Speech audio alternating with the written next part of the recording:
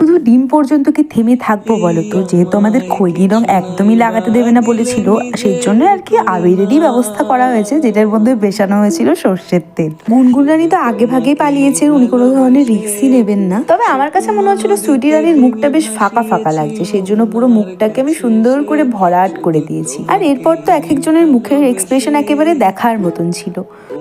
এরপর হয়তো আমাদের নতুন বউয়ের মনে হলো, যেহেতু আমাদের এই অবস্থা হয়েইছে, আমাদের তো স্নান করতেই হবে, ওদেরকেও একটু স্নান করাই। আর এবারেই তো শুরু হবে আসল হোলি। জামাইবাবু যেতে শালাবাবুকে ঠিক কিভাবে রং দিয়ে স্নান করিয়েছে সেটা তো তোমরা দেখতেই পাচ্ছ।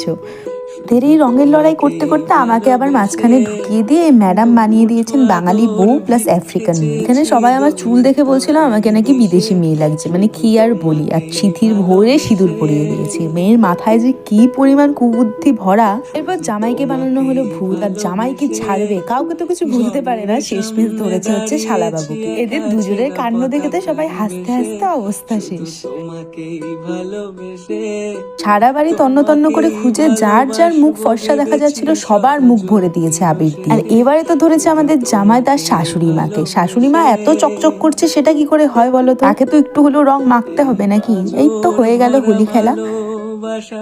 আরে শুধুমাত্র বাড়ির ভিতরে খেললে হবে নাকি? রাস্তাঘাটে যাকে পাচ্ছিল টেনে টেনে বাড়িতে ঢুকিয়ে হোলি খেলাচ্ছে। আর অবশ্য স্নেহা আর সৌরভের বন্ধু বান্ধবরাও এসেছিল, তাদেরকেও কিন্তু রং দিয়ে ভালো মতো স্নান করিয়েছি, সেটার ভিডিও করা হয়নি। এবারে শেষমেশ গুনগুনকে একটু হাতে পাওয়া গেছে, ওর সাথে একটু হোলি খেলেছি। আর এই যে আমাদের সবার অবস্থা ঠিক এইরকম। রং খেলে স্নান করতে করতে প্রায় তখন সন্ধে, সবার পেয়ে গেছে প্রচন্ড খিদে, আর মুখ চোখের অবস্থা ঠিক এইরকম। বসে গেছিলাম খেতে, আর খাওয়া দাওয়া শেষ করে সবাই মিলে দিয়েছিলাম টানা ঘুম। আর ঘুম থেকে আমি এ ঘরে এসে দেখি যে সুইটির জন্য আমি যেই পিঠেগুলো বাড়ি থেকে বানিয়ে এনেছিলাম, গায়ে যেহেতু তখন বিয়ের হলুদ লেগে গেছিল, তাই তখন চাল ভাঙাও কিছুই খেতে পারতো না। সেই জন্য পিঠেগুলো রেখে দিয়েছিল এতদিন ফ্রিজে। আর আজকে যখন সৌরভকে সেই পিঠেগুলো খেতে দিয়েছে, সেই সময় আমাদের নতুন জামাইয়ের সবচেয়ে ছোট্ট শালিকা দিদির পারমিশন নিয়ে ভালোবেসে জামাইবাবুকে খাইয়ে দিচ্ছেন। সে যাই হোক, সকালবেলা সৌরভের বন্ধু বান্ধবরা এসে দিয়ে গেছিল মা কালী পুজোর প্রসাদ। আর এই পুজোর খিচুড়ি যে আমার কি পরিমাণ প্রিয়, আশা করি সেটা তোমাদের আর দ্বিতীয়বার বলতে হবে না। এই তো রাত হতে না হতে নবদম্পতিরা রেডি হয়ে গেছে, এবার চলে যাবে বাড়িতে। তাই সবাই মিলে আশীর্বাদ করলো। এই